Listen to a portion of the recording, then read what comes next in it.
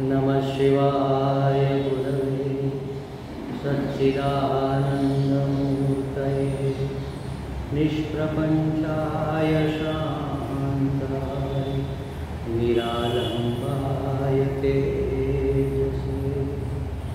ॐ भद्रं कर्णेभिः शृणुयाम देवाः भद्रं पश्येमाक्षभिर्यजत्राः स्थिरैरङ्गैस्तुष्टुवास्तनूभिः व्यशेम देवहितं यदायुः स्वस्ति न इन्द्रो वृद्धश्रवाः स्वस्ति न पूषा विश्ववेदाः स्वस्ति नस्तार्क्ष्यो अरिष्टनेमिः स्वस्ति नो बृहस्पतिर्दधातु।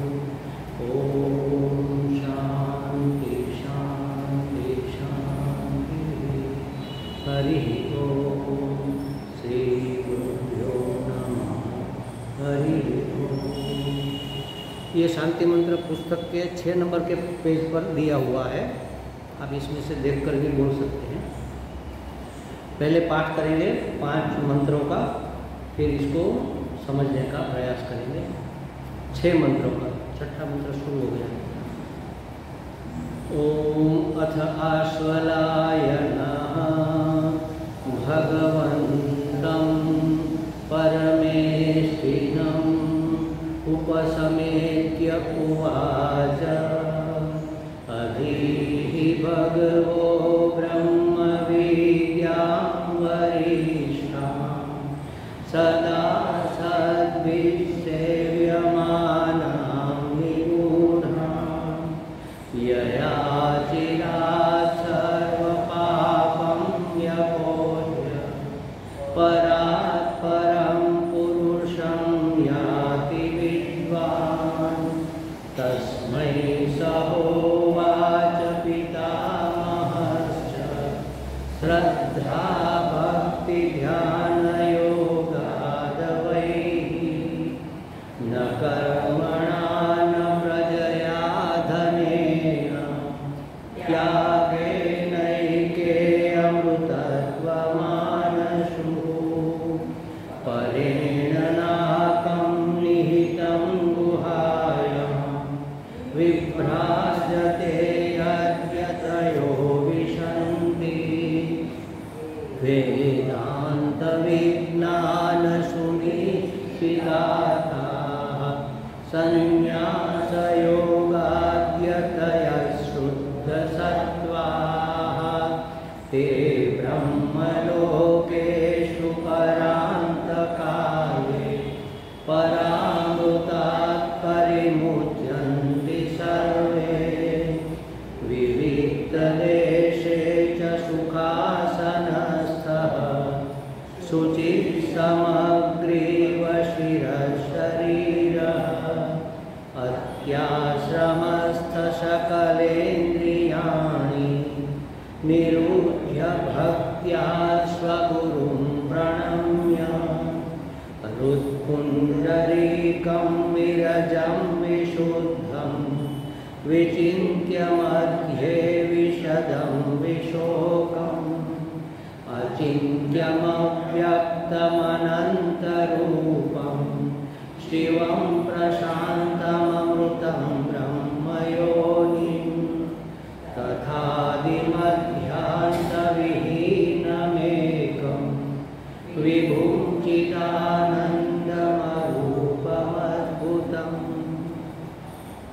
देखो, इसमें जो पंचम मंत्र है उसकी अंतिम 2 लाइन हृत्पुंडरीकम विरजम विशुद्धम विचिन्त्य मध्य विशदम विशोकम, ये ऊपर 5वें ऊपर के मंत्र और 6ठे मंत्र को जोड़ने वाली कड़ी है। अब इसको हम 5वें मंत्र के साथ भी रख सकते हैं, कोई महात्मा 6ठे मंत्र के साथ रखते हैं, और इसके ऊपर जिसने टीका लिखी है उसको अलग ही रखा है। 5वां मंत्र 4 लाइन में खत्म हो गया, स्वगुरु प्रणम्य, वहाँ 5वां मंत्र खत्म हो जाता है। फिर इसको छठा मंत्र कह देते हैं हृत्पुंडरीकम 2 लाइन को, और फिर ये जो छठा है उसको 7वां बोलते हैं। कहने का मतलब ये नहीं है कौन सा क्रम है, कहने का मतलब ये है कि ये जो पंक्ति है हृत्पुंडरीकम विरजम विशुद्धम, ये आगे और पीछे वाले दोनों मंत्र को लिंकअप करने के लिए है। क्या लिंकअप करना है? 5वें मंत्र में क्या कहा? ध्यान कैसे करें। अब अंतिम जो 2 लाइन हमने कही वो ध्यान कहाँ करें, ऊपर बताया कैसे करें, उसकी रीत बताई, कैसे बैठना है, कैसे आसन रखना है, कैसे मन को शुद्ध करना है, कैसे वातावरण को शुद्ध करना है। ये सब चीज़ें बाहर की जो चीज़ें थी अंदर की बता दी। अंदर जो काम क्रोध आदि उत्पन्न हो रहे हैं उसकी शुद्धि कैसे करें प्रतिपक्ष भावना से, ये सब बता दिया। अब ध्यान करना है तो कहाँ करें, उसका स्थान बता रहे हैं हृत्पुंडरीकम विरजम विशुद्धम उसमें, और ध्यान में क्या करना है ये बता रहे हैं छठे मंत्र में।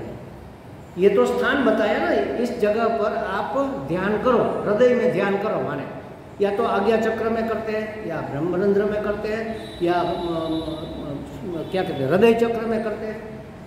इस 3 में से किसी एक में ध्यान किया जाता है ज़्यादातर।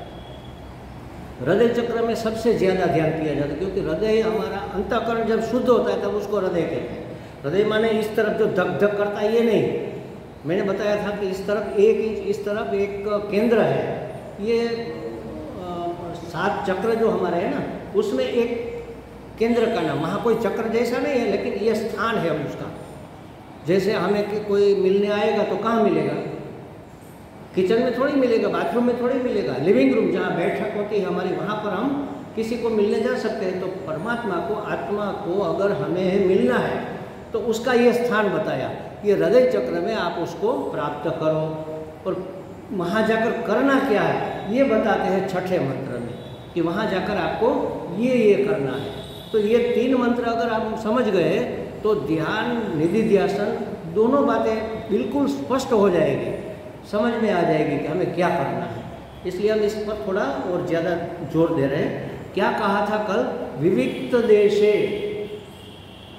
एकांत स्थान में, इसके साथ जहाँ स्थान आता है वहाँ देश काल दोनों समझ लेने चाहिए। एकांत स्थान में, एकांत समय में। और एकांत समय कब होता है? पूरे दिन तो कभी कहीं एकांत मिलता नहीं। अर्ली इन द मॉर्निंग माने ब्रह्म मुहूर्त, जिसको शास्त्र ने ब्रह्म मुहूर्त कहा। ब्रह्म की प्राप्ति के लिए जो शुद्ध और सात्विक मुहूर्त है, मुहूर्त माने समय, उसको कहते हैं ब्रह्म मुहूर्त। तो ब्रह्म मुहूर्त में एकांत स्थान में बैठकर ध्यान करना चाहिए। विविक्त देशे च सुखासनस्थ, और सुखपूर्वक बैठकर, जहाँ हम 1 घंटा बैठ सके, 48 मिनट बैठ सके, ऐसे पोस्चर में, बॉडी पोस्चर, शरीर की स्थिति ऐसी रखनी चाहिए। आसन का दूसरा अर्थ है जो बिछाने का है वो आसन, उसकी भी बात की कि नीचे दुर्वा का आसन बिछाते हैं और इसके ऊपर वूल, ऊन का या मृग चर्म, आजकल कोई चर्म का आसन तो बिछाते नहीं, वूल का। और इसके वूल अवाहक होता है ना, विद्युत का अवाहक होता है, हमारी ऊर्जा नीचे चली नहीं जाएगी, रुक जाएगी वहाँ पर। और उसके ऊपर कॉटन, कॉटन क्यों? क्योंकि वो वूल है वो काटती है ना, वो काटती है, तो ऐसे ऐसे करेंगे, नीचे काटेंगे तो कॉटन है तो स्मूथ रहेगा। तो इस तरह का आसन करना चाहिए। अब देखो, इसमें एक बात कल बताना भूल गया मैं, स्थान और आसन, आसन माने शरीर का पोस्चर और बैठने की जगह, और स्थान और समय कभी भी बदलने नहीं चाहिए, क्योंकि वहाँ पर आपकी ऊर्जा एकत्र होती है, वो आपके लिए योग्य स्थान हो गया। आपकी आदत, आपके शरीर की, आपके मन की, आपकी बुद्धि की एक आदत बन गई। और अगर आप स्थान बदलेंगे तो इतना वर्क नहीं करेगा, आसन बदलेंगे तो भी उसकी ऊर्जा नहीं रहेगी, आप शरीर की स्थिति बदलेंगे, माने ये 3-4 में से कोई चीज़ बदलनी नहीं चाहिए। वैसे तो 5, समय नहीं बदलो, स्थान नहीं बदलो, आसन बैठने का नहीं बदलो, शरीर की स्थिति नहीं बदलो, ब्रह्म मुहूर्त में। और इसी प्रकार से बैठो। और कैसा स्थान पसंद करना चाहिए? साफ सुथरा, स्वच्छ, बाहर की भी शुद्धि, जिस कमरे में है उस कमरे की शुद्धि, जगह कोई भेज वाली या ऐसी न हो, मतलब सुखी जगह हो, या तो बहुत ऊंची हो या बहुत खड्डे में हो, ऐसे भी नहीं, समतल हमारे कमरा माने। ये बताया है इसलिए कि लोग पहले तो जंगल में ध्यान करते थे, नदी किनारे हिमालय में जाकर गुफा में करते थे। तो ऐसा स्थान पसंद करो जो बहुत ऊंचा ना हो, बहुत गहरा ना हो, समतल हो, जहाँ कोई जीव जंतु का उपद्रव ना हो। चींटियाँ काट रही है, बैठे चींटियाँ काट रही है, जंगल में तो ये होता है। और यहाँ क्या होता है, मच्छर काट रहे हैं, तो इसका कोई उपाय पहले से कर लो। मच्छरदानी, या तो बारी में भी मच्छरदानी लगती है आजकल, वो लगा दो और पहले से साफ कमरा करके फिर बंद करके उसमें बैठो, ताकि वो मच्छर काटे नहीं, चींटियाँ ये कीड़े बीड़े काटे नहीं। तो इस तरह से अंदर बाहर की शुद्धि करके, बाहर की शुद्धि कर ली, अब अंदर की बाहर ये भी कर सकते हैं, धूप बत्ती जला सकते हैं, फूल लगा सकते हैं, थोड़ी खुशबू, थोड़ा संगीत, थोड़ा म्यूजिक, मतलब उसके अनुकूल वातावरण हो जाना चाहिए। पर अंदर काम, क्रोध, लोभ आदि है, उसको प्रतिपक्ष भावना से दूर करें। जैसे किसी के ऊपर गुस्सा आता है, तो गुस्सा क्यों आता है? इसके दो चीज़ें, एक तो हमारे मन की मानी नहीं होती, तो विचार करना चाहिए कि अगर हम उसकी जगह होते तो हम भी तो यही करते ना। उसने जो भूल की है वो हमने 1000 बार की है। अगर हम अपने आप को क्षमा कर सकते हैं तो दूसरे को भी करना चाहिए। तो ऐसा सोचेंगे तो किसी के ऊपर क्रोध आया है तो क्षमा हो जाएगी। तो ये प्रतिपक्ष भावना है। जब भी हमारे अंदर कोई विकार जगे, अपने आप को उस स्थान पर रखो। लोभ जगा तो किसी दूसरे के स्थान पर अपने आप को रखो कि हम तो ये छीन लेंगे, दूसरों को मिलेगा नहीं। अगर हम दूसरी जगह होते तो हमें कैसा लगता? ज़्यादा से ज़्यादा हमने बटोर लिया, अब पीछे वाले के हिस्से में बहुत कम आया या तो आया ही नहीं। ये लोभवश हमने अपना सब ले लिया, बटोर लिया। ऐसे करते हैं ना लोग, जहाँ कोई ऐसी चीज़ मिलती है तो जल्दी जाकर ज़्यादा से ज़्यादा ले लेते हैं, मुफ्त में जो मिलती है। अगर पीछे जो रह गए उसके स्थान पर अपने आप को रख कर बोलो, सोचो ऐसा, तो लोभ नहीं लगेगा कि नहीं भाई सबको मिलना चाहिए, अपने हिस्से का ही लेते हैं। तो इस तरह से प्रतिपक्ष भावना करके हमें अपने अंतःकरण की शुद्धि कर लेनी चाहिए। तो होता क्या है, देखो, योग्य स्थान और समय पसंद करके बाह्य विक्षेपों से हमने मुक्ति प्राप्त कर ली। प्रतिपक्ष भावना से, निषेधात्मक विचारों से हमने मुक्ति प्राप्त कर ली, अंतःकरण शुद्धि कर ली। अपने शरीर और मन को बाह्य अंतर विक्षेपों से मुक्त करके फिर क्या हुआ कि अत्याश्रमी होकर, इसमें एक शब्द आया अत्याश्रमी। अत्याश्रमी माने क्या? ये बहुत महत्व की चीज़ है। जब हम ध्यान करने बैठे तब भूल जाओ कि आप गृहस्थ हो, भूल जाओ कि आप पुरुष हो या स्त्री हो, भूल जाओ कि आप पिता हो, आपका पिता का क्या फर्ज है। उस समय कोई फर्ज नहीं है, आप किसी के लिए कुछ नहीं है और कोई आपके लिए कुछ नहीं है। आपकी कोई अपेक्षा नहीं है कि मेरे लिए कोई ये करे। और आपको उतनी देर तक, ध्यान के समय तक, आप अपने आप को हर एक वेश से मुक्त करो। ये सब वेश है, वर्ण और आश्रम वेश है कि भाई हम तो हिंदू है, हम तो ब्राह्मण है, ये भी भूल जाओ। बस हम है, इतना मात्र काफ़ी है। स्त्री है, पुरुष है, ये तो अधिकारी है, ये सब अधिकारी तो उस समय नहीं। अगर हम मानेंगे कि हम अधिकारी है तो ऑफिस याद आएगी और वहाँ क्या करना है, किसको डांटना है, किसको फटकारना है, किसको दंड देना है, किसको पुरस्कार देना है, कौन सा काम निपटाना है, ये सब बातें याद आएगी। अगर हम माँ है तो बच्चे याद आएंगे, सुबह का नाश्ता अभी बनाना बाकी है, जल्दी करो, कितने बज गए, ध्यान नहीं होगा, उसी का ध्यान होगा। तो अत्याश्रमस्थ माने किसी भी आश्रम में आप नहीं हो, समझो। न तो आप ब्रह्मचारी हो, ब्रह्मचारी के अपने कर्तव्य होते हैं, आप वो नहीं हो।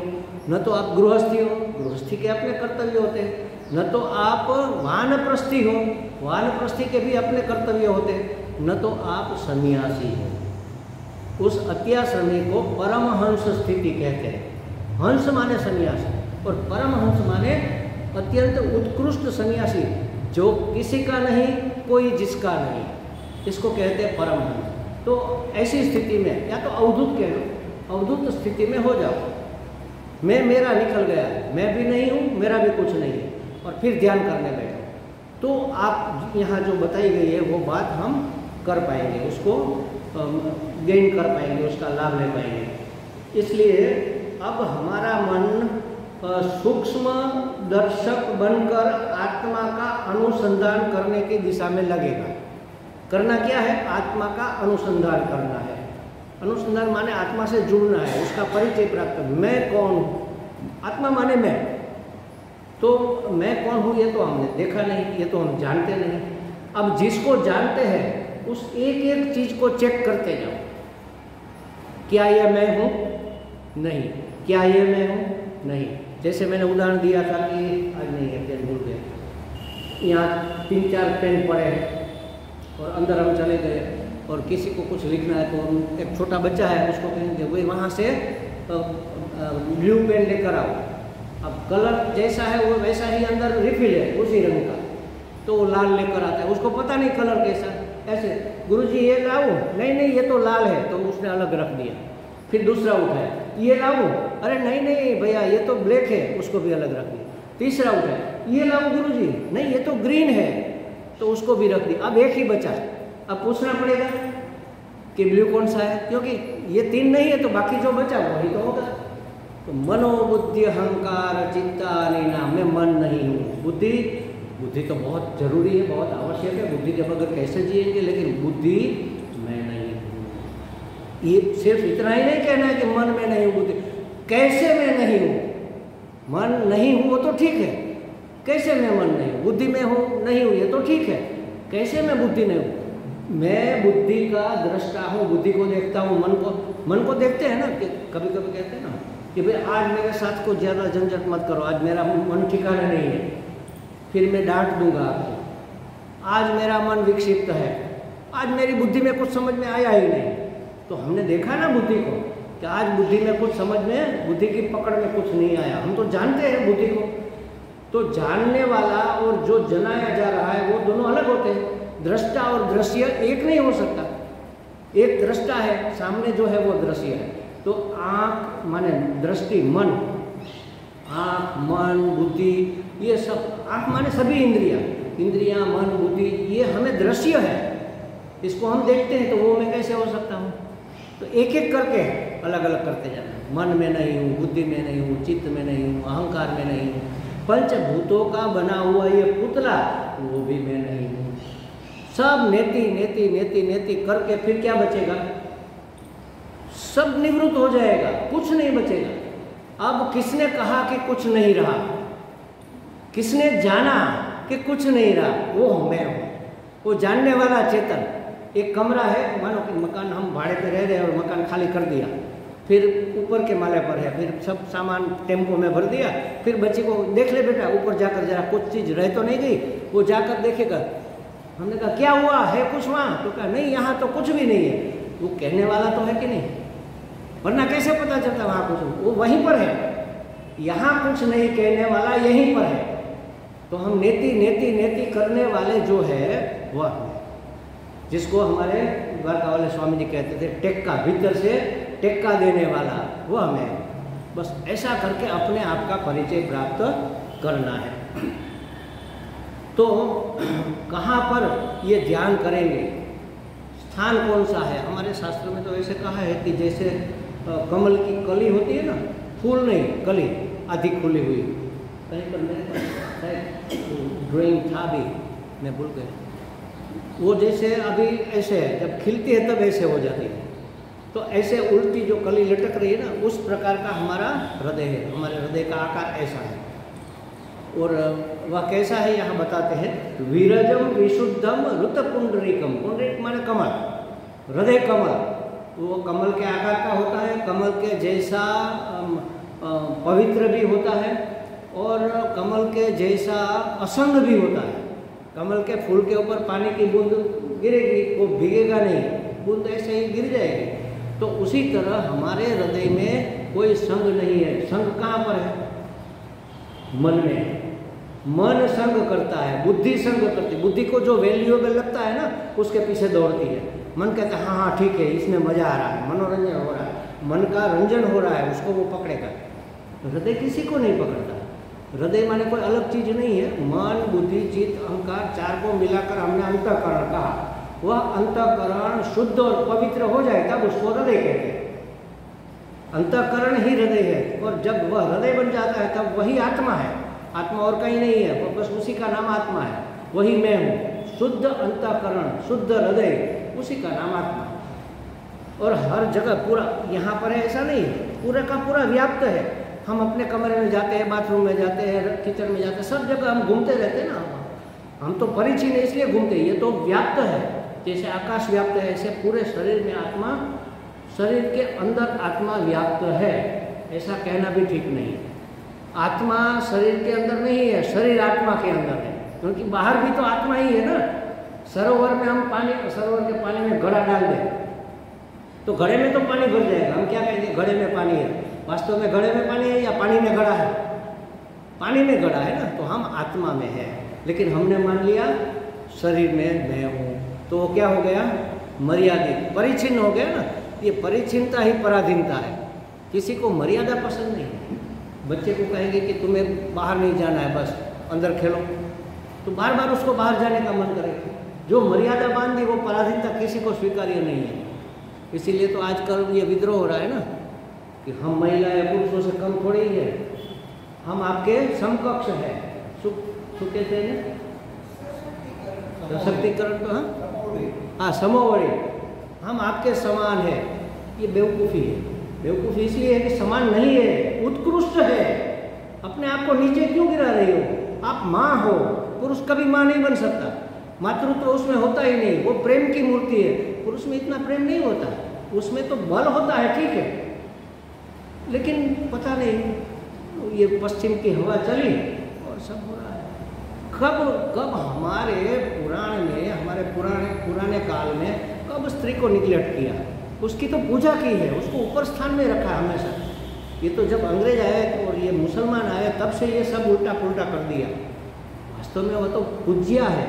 तो कहने का मतलब ये है कि जो मैं नहीं हूँ उसको निकालते निकालते निकालने वाला जो बचा, जानने वाला जो बचा, वह मैं। तो उसका ध्यान कहाँ करना है?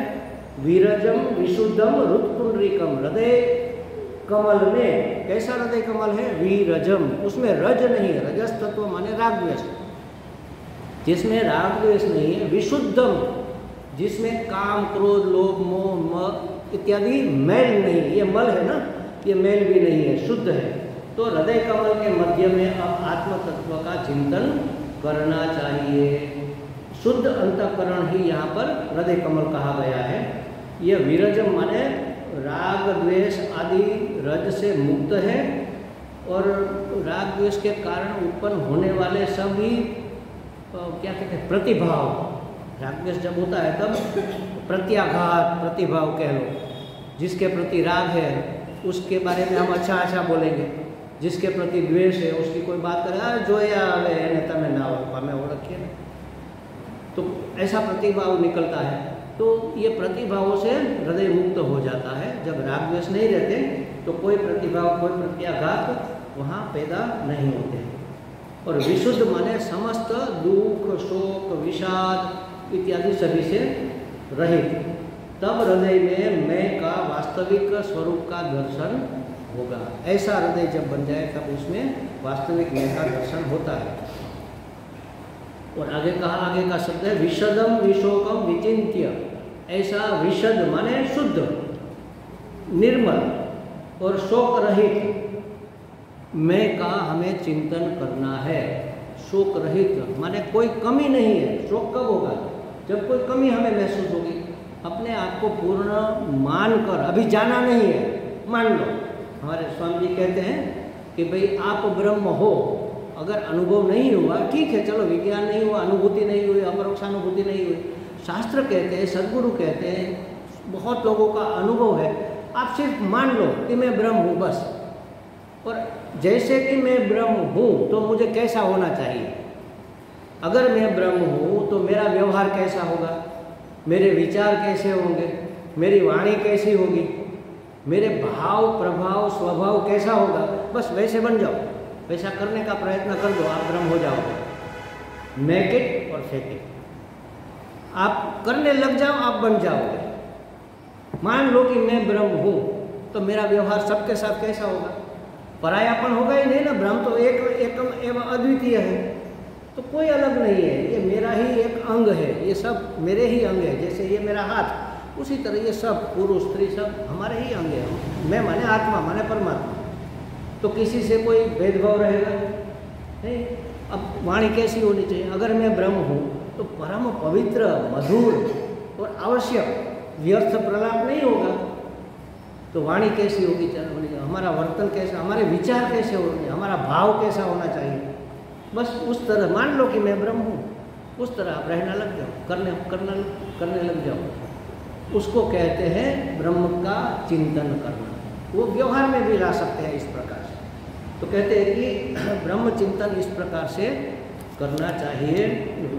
विशदम विशोकम विचिंत्य हृत्पुंडरिक मध्य, हृदय की मध्य में हमें ऐसा चिंतन करना है।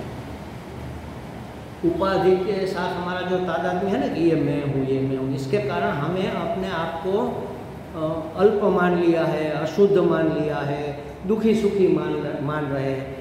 वास्तव में अगर ये मैं नहीं हूँ तो अशुद्धि कहाँ रही? और अगर मैं ये हूँ तो किसी की ताकत नहीं है कि शुद्ध हो जाए। ये शरीर अशुद्धि का भंडार है, मल भांड। अखंड महाराज कहते हैं मल भांड, भांड माने घड़ा, जिसमें मल भरा हो। ऐसा जो चीज़ अंदर होगी वही तो बाहर आएगी। कान में से क्या खुशबू निकलती है? एक भी छिद्र देख लो शरीर का, नाक, कान, आँख, अधोम छिद्र की तो बात ही नहीं है। ऊपर के भी ये जो पवित्र हम जिसको मानते हैं, एक में से भी सुगंधी नहीं निकलती, तो इसको तो कभी शुद्ध कर ही नहीं सकती। इसलिए तो बार बार स्नान करना पड़ता है, बार बार मुंह धोना पड़ता है, बार बार कुल्ला करना पड़ता है, ताकि बाहर ना दिख जाए, बाहर हमें अनुभव में ना आ जाए। अंदर तो भरा पड़ा है। शरीर को हम शुद्ध कभी नहीं कर सकते। तो अपने आप को शुद्ध करो का मतलब क्या है? अपने आप को हमने ये शरीर मान लिया, इसलिए हमें अशुद्धि लग रही है। और ये कैसा है? दुखालयम अशाश्वतम, ये दुखालय है और अशाश्वत। शाश्वत माने टिकने वाला नहीं, एक क्षण भी टिकने वाला नहीं, हर क्षण बदलता रहता है, हर क्षण बदलता है। आप कहाँ पकड़ोगे उसको? आज जैसा देखा 2 दिन के बाद, अरे यहाँ तो ये बाल तो सफ़ेद होने लगे, अरे ये क्रीज हो गई, अरे ये हो गए, अरे वो हो गए। होगा ही, एक क्षण मात्र के लिए भी रुकने वाला नहीं है, अशाश्वत है और दुखालय है। तो दुखालय में क्या मिलेगा? दुखी तो मिलेगा। पुस्तकालय में जाओगे तो वहाँ रोटी थोड़ी मिलेगी, वहाँ पुस्तक मिलेंगे। और भोजनालय में जाओगे तो वहाँ रामायण नहीं मिलेगी, वहाँ भोजन मिलेगा। तो दुखालय में क्या मिलेगा? वहाँ से हम क्या अपेक्षा रखते हैं कि सुख मिले?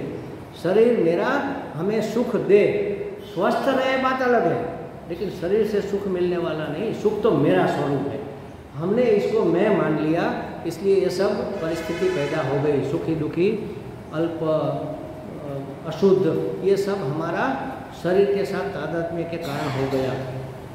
अगर मैं का उनसे कोई संबंध नहीं है तो मुझे शुद्धि की आवश्यकता ही कहाँ पर है?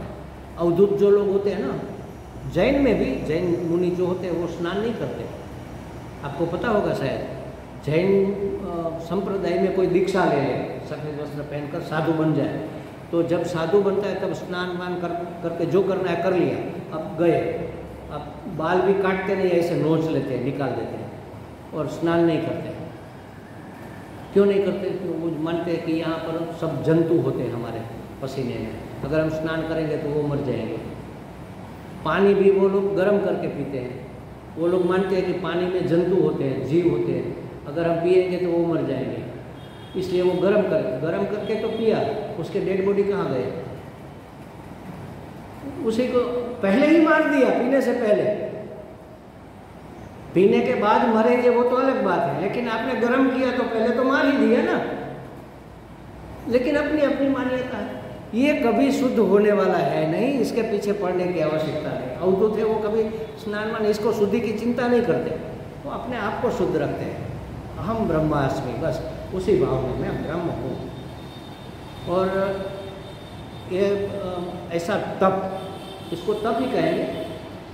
और शरीर की शुद्धि माने अशुद्धि न हो, सात्विक आहार विहारस्य, ऐसा गीता जी में कहा। इस प्रकार से अगर कोई रहे तो उसके शरीर से सुगंध आने लगती है हमारे। ऐसा कहा जाता है महावीर स्वामी जी की देह में से 3 योजन तक खुशबू निकलती थी। वो निकले तो पता चलता, अरे यहाँ से महावीर स्वामी निकल रहे हैं, शरीर में से खुशबू आती थी। ऐसा होता है। अवधूत कई हमारे यहाँ भी कई अवधूत हो गए, वो कभी नहाते नहीं है, लेकिन उसके करीब जाओ आपको खुशबू आएगी। अतर बतर नहीं लगाते, वो तो कपड़े भी नहीं पहनते ना, दूध किसको कहते हैं, उसके शरीर से खुशबू आती है, वो तप का बल है। वो अशुद्धि सब जलकर भस्म हो गई। शरीर में अशुद्धि तो पैदा होती है लेकिन जलकर भस्म हो जाती है, वो नहीं रहती, वो बदल जाती है। तो ये अवान्तर बात हो गई। तो अशुद्धियाँ सब गिर जाती, मैं शुद्ध हूँ ऐसा भाव करो, सब अशुद्धि गिर गई। मैं शरीर नहीं हूँ तो फिर अशुद्धि कहाँ रही मुझ में, मेरी अशुद्धि सब गिर गई, मतलब नष्ट हो गई। अल्पता की ग्रंथि से ही, पराधीनता की ग्रंथि से ही, परिच्छिन्नता की ग्रंथि से ही सभी दुख का हमने अपने आप पर आरोप कर लिया है, उसका अपवाद हो जाता है अगर मैं अपने आप को आत्मा जान लूँ। अच्छा, तो हम कहते हैं कि मैं दुखी हूँ, कैसे निर्णय किया मैं दुखी हूँ? हम मानते हैं कि अरे मैं दुखी हूँ, मैं शोकग्रस्त हूँ, बहुत दुख है, कैसे निर्णय किया? दुख को मैंने जाना ना, तो जिसको जाना वो जानने वाले से अलग होगा कि नहीं होगा? वो तो दृश्य हो गया ना, दृश्य तो मैं हो नहीं सकता। हम कहते हैं मैं दुखी हूँ, मैं दुखी नहीं हूँ, दुख है, मैं दुख को जान रहा हूँ। दुख है, कहाँ पर है? मन दुखी है। दुख तो मन का धर्म है और मन तो मैं हूँ नहीं। मनोबुद्धि अहंकार, उसका तो पहले हमने निराकरण कर दिया। अपने आप को हम दुखी कहते हैं लेकिन सोचते नहीं है ना, विचार कर्तव्य, विचार नहीं करते। कैसे पता चला भाई? एक सच्ची घटना है। दयानंद जी महाराज के पास एक भाई आए, महाराज जी मैं बहुत दुखी हूँ। तो स्वामी जी ने सुना, कुछ बोले नहीं, तो उन्होंने सोचा कि महाराज ने नहीं सुना होगा शायद। स्वामी जी मैं आपको कह रहा हूँ। हाँ बोलो। स्वामी जी मैं बहुत दुखी हूँ। नहीं, तुम तो सुखी हो। अरे स्वामी जी मैं दुखी हूँ, तुम सुखी हो। अरे महाराज मैं दुखी हूँ, अगर आप नहीं मानेंगे तो अब मैं अकेला दुखी हूँ, दो दुखी हो जाएंगे, मतलब आपको मैं डांट दूंगा, मैं दुखी हूँ। नहीं नहीं, तुम तो सुखी हो। अरे मैं जानता हूँ ना मेरा मन दुखी है, बस वही तो मैं कह रहा हूँ। तुम दुखी नहीं हो, तुम्हारा मन दुखी है। तो मन को अपने आप क्यों मान रहे हो? मन मैं हो ऐसा क्यों मान रहे हो? तुम्हारा मन दुखी है, उसका उपचार करो। हाथ में कुछ दिक्कत है तो उसका उपचार किया जा सकता है। मन दुखी है तो मन का उपचार करो, मन को शांत करो, मन को पवित्र करो, मन को शुद्ध करो। जैसे पेट में दर्द है तो हम दवाई खाते हैं ना, उसको उसी तरह मन को दवाई खिलाओ, भगवान नाम का जप करो, भगवान के शरणागत हो जाओ, थोड़ा सोचो, थोड़ा विवेक करो, तो अपने आप विवेक होगा, निर्णय हो जाएगा कि ये मन तो टिकने वाला है नहीं, वो मैं हूँ नहीं, एक क्षण भी एक बात पर नहीं टिकता, हर बार बदलता रहता है। वो मानता है दुखी हूँ, वो जानता नहीं है कि दुख क्या है, वो जानता भी नहीं है। हमने मान लिया कि मैं दुखी हूँ। स्वामी जी ने कहा तुम दुखी नहीं हो, तुम्हारा वही तो मैं कह रहा हूँ, तुम नहीं दुखी हो, तुम तो आनंद स्वरूप हो, तुम तो सुख स्वरूप हो। जो दुखी है वो तुम्हारा मन है, उसको तो तुम जानते हो। और जब हम जान जाए कि हम जानते हैं तो दुख नहीं रहता, साक्षी हो जाओ, बात चली जाती है। एक महात्मा ने ये भी बताया था, जैसे समझो